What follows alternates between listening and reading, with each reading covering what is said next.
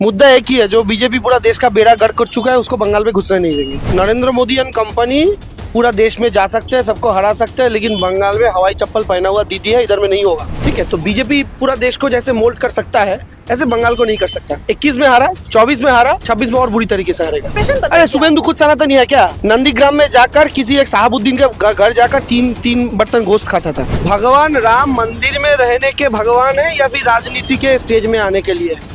भगवान राम क्या बीजेपी का पोलिंग एजेंट है? नहीं है ना, वो तो भगवान है, उनको मंदिर में रहने दो ना भाई। हमारे लिए सिर्फ यही बात है, हम डिस्कशन में यही बोलते हैं कि दीदी का शपथ का डेट क्या है, शपथ का डेट क्या है। इस वक्त हम लोग मौजूद है हुगली जिला की चुचुड़ा विधानसभा क्षेत्रों में और this seat is very important for TMC क्योंकि इस सीट से लड़ाई कर रहा है देवांशु भट्टाचार्य। 2021 का जो विधानसभा चुनाव है उनमें खेला हवे स्लोगन बहुत फेमस हुआ था पूरा देश भर में और this slogan is written by Devanshu Bhattacharya. तो हम लोग देवांशु भट्टाचार्य से बात करेंगे और जानने की कोशिश करेंगे ये 2026 का जो विधानसभा चुनाव है इनमें क्या होने वाला है। इस वक्त हम लोगों के साथ मौजूद है देवांशुदा। ये 2026 का विधानसभा चुनाव है, ये चुनाव का मुद्दा क्या है इस पर? क्योंकि बहुत कुछ चल रहा है, एसआईआर चल रहा है, मंदिर मस्जिद का पॉलिटिक्स चल रहा है, बहुत कुछ चल रहा है। मुद्दा एक ही है, जो बीजेपी पूरा देश का बेड़ा गर्क कर चुका है उसको बंगाल में घुसने नहीं देंगे, यही मुद्दा है। नरेंद्र मोदी एंड कंपनी पूरा देश में जा सकते हैं, सबको हरा सकते हैं, लेकिन बंगाल में हवाई चप्पल पहना हुआ दीदी है, इधर में नहीं होगा, इधर में ये खेला नहीं चलेगा। तो बात यही है। और मुद्दा देखिए, बंगाल में तो डेवलपमेंट ही मुद्दा होता है, इधर तो धर्म को लेकर पॉलिटिक्स बीजेपी स्टार्ट किया 2014 में आने से बाद। उसके पहले टीवी में लोग हिंदू मुस्लिम कौन है, हम अपने दोस्तों के साथ खेलते थे, किस टाइटल में किसको मुस्लिम बोला जाता है किसको हिंदू, यही पता नहीं था हमको। और अभी इतना हिंदू मुस्लिम घुसा दिया लोगों के दिमाग में, लेकिन फिर भी बंगाल तो पूरा देश को 5-5 नोबेल दिया है, तो ये कौम थोड़ा अलग है। ठीक है, तो बीजेपी पूरा देश को जैसे मोल्ड कर सकता है ऐसे बंगाल को नहीं कर सकता। 21 में हारा, 24 में हारा, 26 में और बुरी तरीके से हारेगा। तो शुभेंदु अधिकारी ने बोला सनातनी का सरकार होगा इस बार। अरे शुभेंदु खुद सनातनी है क्या? नंदीग्राम में जाकर किसी एक साहबुद्दीन के घर जाकर तीन बर्तन गोश्त खाता था, ये सनातनी है? ये तो बीजेपी के लिए सनातनी बना है। ये बात आपने सुना है ना, नया मुसलमान 5 बार नमाज पढ़ता है, ये ऐसा नया हिंदू है, 10 बार राम राम करता है, नया हिंदू बना है। इससे पहले हिंदू नहीं था, उसके घर में पूजा। अरे हम सब हिंदू हैं, हमारे घर में पूजा है, तो मैं तो ब्राह्मण भी हूँ, जनेऊ भी है मेरे साथ, लेकिन हम ऐसे दिखाते नहीं है क्योंकि हिंदुइज्म प्रैक्टिस का बात होता है। भगवान राम को, अरे आप एक बात बताइए, ये लोग जय श्री राम बोलते हैं, पैर में जूता रहता है ना, मुंह में गुटखा रहता है, कोई कोई तो बियर पीकर बोलता है। तो ये भगवान राम का ये लोग इज्जत करता है कि नहीं करता? आप बोलिए। भगवान राम मंदिर में रहने के भगवान है या फिर राजनीति के स्टेज में आने के लिए है? भगवान राम क्या बीजेपी का पोलिंग एजेंट है? नहीं है ना, वो तो भगवान है, उनको मंदिर में रहने दो ना भाई। और ये शुभेंदु हमारे लिए क्या बताएं आपको, हमारे लिए बहुत शुभ है। ये जब से लीडर ऑफ अपोजिशन बना है तब से हमारे लिए बहुत अच्छा है। ये शुभेंदु जिस घर में जाता है, जिस एरिया में जाता है, उस एरिया में जाकर बीजेपी का और सत्यानाश कर देता है। तो भवानीपुर में भी ऐसा ही होगा इस बार? अरे भवानीपुर में क्यों 2 सीट से खड़ा हुआ? कौन 2 सीट से खड़ा होता है? राहुल गांधी 2019 में 2 सीट से जब खड़ा हुआ था, अमेठी और वायनाड केरला का, तब ये बीजेपी वाला क्या बोला था कि राहुल गांधी जीत नहीं सकते वायनाड में, इसको पता है, इसीलिए वो केरला के वायनाड में गए, मतलब अमेठी में जीत नहीं सकता इसलिए। तो वही बात क्या बीजेपी शुभेंदु के लिए बोलेगा? वो भी तो 2 सीट से खड़ा हुआ है। मैं आपको बोल रहा हूँ शुभेंदु भवानीपुर से तो हारेगा, ये उसको भी पता है, उसका पिताजी शिशिर जी को भी पता है, लेकिन शुभेंदु इस बार नंदीग्राम से भी हारेगा। अब लिख लीजिए, नंदीग्राम का लोग एक बार लोड शेडिंग किया है, शुभेंदु ने लाइट ऑफ करके दीदी को हराया है। सबने तो टीवी पर देखा था, दीदी जीत गया था ना दीदी 2021 में दीदी जीत गया था। उसके बाद लोड शेडिंग हुआ, करंट ऑफ हुआ, शुभेंदु जीत गया। जिंदगी में पहली बार ऐसा इलेक्शन देख रहा हूँ कोई जीतने के बाद भी हार जाता है। तो ये किया था नंदीग्राम में वो, लेकिन इस बार नहीं कर पाएगा। इस बार मीटर बॉक्स हमारे हाथ में रहेगा। ठीक है, चा ठंडा হচ্ছে তোমার सब चाय मोदी जी का चाय थोड़ी है सर, हर वक्त गर्म रहेगा। तो दादा इस बार ये जो माइनॉरिटी वोट है, एक तरफ आईएसएफ है, एक तरफ नया पार्टी हुमायूं कबीर का नया पार्टी और मीम भी उसके साथ जुड़ा हुआ है, तो ये जो माइनॉरिटी वोट है इस पर तो टीएमसी का कुछ वोट परसेंटेज खड़ा हुआ है ना, इस बार क्या होगा? देखिए बीजेपी जब गड्ढा में पड़ता है, ये 3-4 भाई है इसका, एक मीम है, हम बंगाली में कुछ सब्जी खाते हैं, उसमें एक शीम है, आपको पता है ना, शीम सेদ্ধ दिए भात। तो ये मीम शीम ISF ये सब जो है ना, ये बीजेपी जब जब गड्ढा में पड़ता है, ये सब लोगों का जन्म होता है। मतलब ISF फैक्टर नहीं है ये कुछ फैक्टर नहीं है। 2021 में क्या बताया था कि अब्बास सिद्दीकी ने, हंसते हंसते 100 सीट निकालूंगा वरना पॉलिटिक्स छोड़ दूंगा। पॉलिटिक्स छोड़ा, 100 सीट मिला, 2 जीरो काट दीजिए, 1 सीट मिला, वो भी नौशाद के लिए मिला था, अब्बास का कोई फेस वैल्यू नहीं था। तो ये अब्बास सिद्दीकी का पॉलिटिकल पार्टी ISF का जन्म कब हुआ था? 2021 असेंबली इलेक्शन से 3 महीने पहले। ये हुमायूं का JUP का जन्म कब हुआ? असेंबली इलेक्शन से 3 महीने पहले। ये बाकी 4 साल ये लोग कहाँ जाते हैं? कौन इसको जन्म देता है? लोगों को पता नहीं है। लोग बूढ़ क्या क्या बंगाल का लोग, मैं फिर से बता रहा हूँ, बंगाल का लोग कोई भी एक्सट्रीमिस्ट थॉट वाले इंसान को सपोर्ट नहीं करेगा, वो बीजेपी का शुभेंदु हो या ये हुमायूं अब्बास सिद्दीकी ये सब हो। बंगाल में धर्म का पॉलिटिक्स नहीं चलेगा, सिंपल बात है। बंगाल काम देखता है, वोट करता है। नहीं, माइनॉरिटी कम्युनिटी बोल रहा है 2011 में ममता बनर्जी ने बोला था 10,000 मद्रासा बनाएगा, मद्रासा नहीं बना, 10,000 मद्रासा नहीं बना। जो मद्रासा का टीचर से इनका सैलरी इंक्रीमेंट नहीं हुआ, उन लोगों के पास चौक डस्टर कुछ नहीं है, एजुकेशन सिस्टम बिखरा हुआ है। पूरा माइनॉरिटी कम्युनिटी सिर्फ एक वोट बैंक है ममता बनर्जी के लिए। आप मद्रासा पर जाकर देखे चौक डस्टर है कि नहीं है? टीचर ने सड़क पर निकला है इसके लिए, तो बहुत जगह पर निकल रहा है। तो इसका मतलब क्या हुआ? एज होल वो ऐसा सिचुएशन है। पहले आप खुद देख के आइए, आपका दर्शक को दिखाइए, फिर बात बोलिए। पहली तो बात है, एक टारगेट रखता है ममता बनर्जी का सरकार 2011 से ही, हमारा लॉन्ग टर्म गोल है, हम इतना बनाएंगे, तो बनाया है ना। आज माइनॉरिटी स्टूडेंट्स जो है वो कितना हायर लेवल एजुकेशन तक जा रहा है, किसके वजह से जा रहा है? सरकार के सपोर्ट के वजह से। बंगाल का जो गरीब तबका है, इसमें माइनॉरिटी हो मेजोरिटी हो, सबको आज हायर एजुकेशन मिल रहा है। आज बंगाल का जो हमारा बहन है, वो बहन का 13 साल में 14 साल में शादी हो जाता था। आज कन्याश्री स्कीम के लिए 18 के उम्र तक ज्यादातर लड़कियों का शादी नहीं हो रहा है, 18 के बाद शादी हो रहा है। इसका रिजल्ट क्या हो रहा है पता है? हमारा एक रिलेटिव था, एक लॉन्ग डिस्टेंस का एक रिलेटिव था, उसका बेटी का 13 साल की उम्र में शादी हुआ था। अच्छा। 14 साल की उम्र में वो प्रेग्नेंट बनी थी। बच्चा का जन्म देते हुए वक्त वो मर गई थी, क्योंकि उसका बॉडी तब तैयार नहीं हुआ था बच्चा जन्म देने के लिए।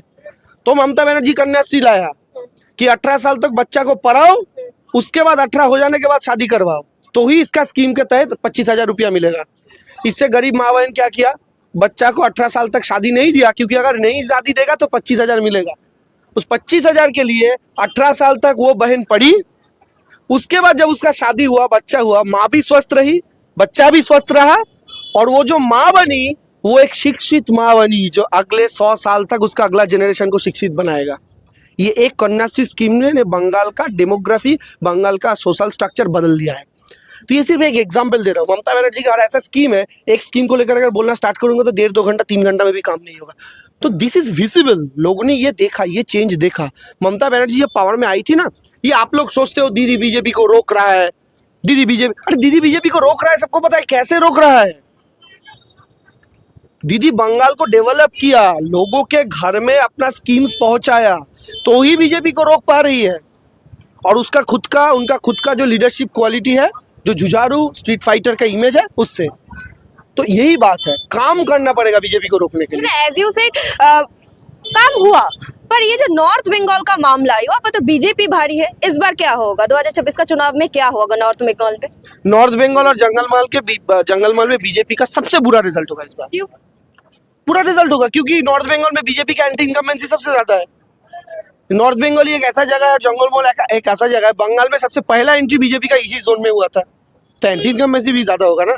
नॉर्थ बंगाल में ज्यादातर जगह पर बीजेपी का एमएलए है, बीजेपी का एमपी है, तो फिर से वो एमएलए के लिए जा रहा है।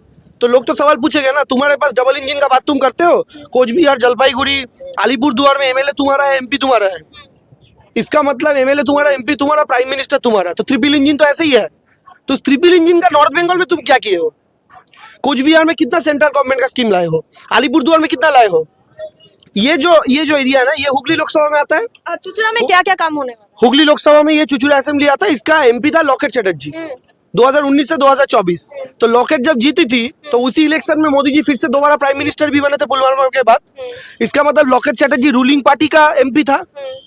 कितना स्कीम सेंट्रल गवर्नमेंट से ला पाया चुचुड़ा के लिए, हुगली के लिए कितना स्कीम ला पाया बोलिए? और इधर में टीएमसी हारा था लोकसभा में, उसके बाद भी किसी का राशन बंद हुआ था, बच्चों का मिड डे मील बंद हुआ था, जूते मोजा मिलना बंद हुआ था, कन्याश्री का स्कीम मिलना बंद हुआ था, सबूत साथी का साइकिल मिलना बंद हुआ था? नहीं हुआ था। जो वोट देता है उसके लिए भी ममता बनर्जी दीदी है, जो वोट नहीं देता है उसके लिए भी ममता बनर्जी दीदी है। इसलिए दीदी ही रहेगा, क्योंकि इंसान, देखिए हम पहले ना, हम मोदी, नरेंद्र मोदी को बोलते हैं मोदी जी, अमित शाह को अमित शाह जी, एक बिस्कुट था पार्ले जी। ये जो जी जी हम बोलते हैं ना, इसका इसका इसका ये जी का बंगाली में जी का मतलब होता है बाबू, ठीक है? इसका मतलब मोदी बाबू, अमित शाह बाबू, शुभेंदु बाबू। और इसके पहले सीपीएम का जो चीफ मिनिस्टर्स थे उसको बंगाली लोग क्या बुलाते थे? ज्योति बाबू, बुद्धो बाबू। तो ये सब बंगाल के लिए बाबू थे। और ममता बनर्जी एक पहला चीफ मिनिस्टर है जो बंगालियों के लिए दीदी है। ये बाबू और दीदी का डिफरेंस आपको समझना पड़ेगा। दीदी का मतलब हमारे घर के पास वाली वो दीदी जो अगर हमारा प्रॉब्लम होता है तो सबसे पहले आकर खड़ी होती है। तो इसीलिए बंगाल को दीदी चाहिए। और दीदी आज बंगाल जीतेगी, उसके बाद 2029 में मोदी जी का किला ढहाएगी पूरा देश में। दीदी पीएम बनेगा? बनना तो चाहिए। अभी ऑपोजिशन में ऐसा कौन फेस है आप बताइए दीदी की तरह? बीजेपी को रोकने में इतना सक्सेसफुल बनी है। अगर देवेगौड़ा जी प्राइम मिनिस्टर बन सकती है, ये सब लोग बोलते हैं ना 200 देश में 543 सीटें, टीएमसी तो सिर्फ 42 में लड़ती है, ये सब इक्वेशन काम नहीं करता। ज्योति बसु का पास जब प्राइम मिनिस्टर बनने का ऑफर आया था तो लेफ्ट फ्रंट का कितना सीट था? 272 प्लस था क्या? नहीं था ना। अगर सबका सहमति बने तो बन सकती है।